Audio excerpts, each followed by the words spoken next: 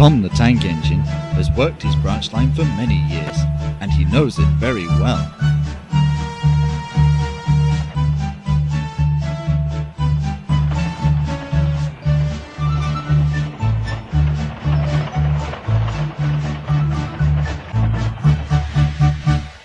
"You know just where to stop, Tom," laughed his driver.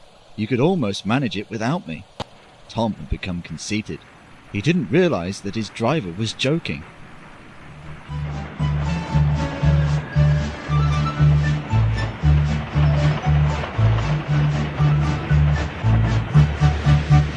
Later, he boasted to the others.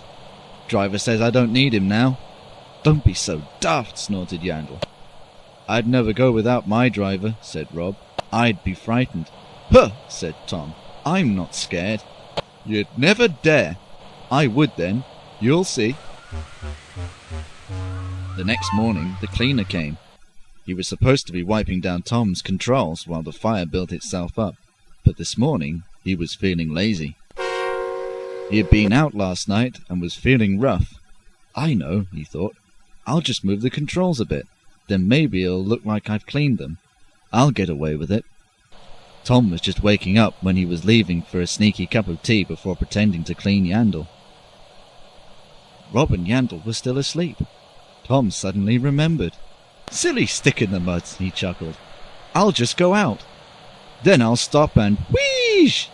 That'll make them jump." He began to feel himself move. He tried to wheesh, but he couldn't.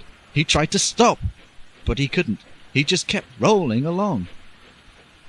The station master and his family were settling down to breakfast. "Burnt toast again, dear," he smirked as she placed down his plate. "And the bacon's all shriveled up as well. I like it crispy, but this is brittle." "Ahem," said his wife. "Seems like you and the bacon have a lot in common then, don't you, dear?" "Go on, make us some fresh stuff, eh?" he egged. "Well, if it's not good enough, go and make yourself something." "Pah!" he snorted. "You know I haven't got time to boil a toast, woman. I need to get to work, don't I?" He frowned and looked up at the ceiling in desperation. He began praying for something to help him get out of this terrible breakfast. "Please, God," he thought, "anything, please." The answer to his prayers came sooner than he expected. "Horse testicles!" cried Tom, and shut his eyes. The house rocked. Broken glass tinkled. Plaster was everywhere. Tom had collected a bush on his travels. He peered into the room through its leaves. He couldn't speak. The station master was shocked. "If there is a God, he certainly works in mysterious ways," he thought as he got to his feet. "And quickly, too, these days." His wife picked up her plate. "You miserable engine," she scolded. "Just look at what you have done to our breakfast. Now I shall have to cook some more." "Never mind the breakfast being ruined, woman," roared the station master. "Look at the state of my garden." Let's look at it this way," said his wife. "At least he got rid of that horrible old bush. I was going to get the hatchet and chop it down today anyway." And with that she slammed the door and went into the kitchen. Soon the workmen came to inspect the damage. They propped up the house with strong poles and laid rails through the garden.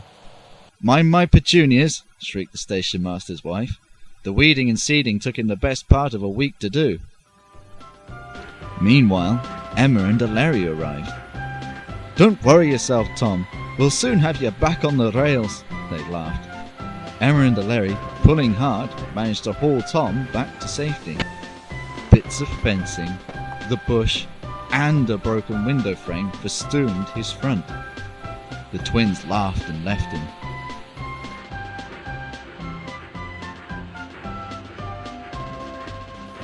There was worse to come.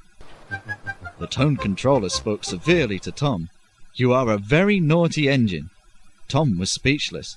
"It wasn't my fault," he snapped. "I could hardly stop myself if someone had been meddling with my controls, which they had." The tone controller was abrupt with him. "You must go to the works and have your front end mended. It will be a long job." "Fair enough," smiled Tom. "I could do with a holiday anyway." Meanwhile, "A diesel rail car will do your work." "A diesel, sir?"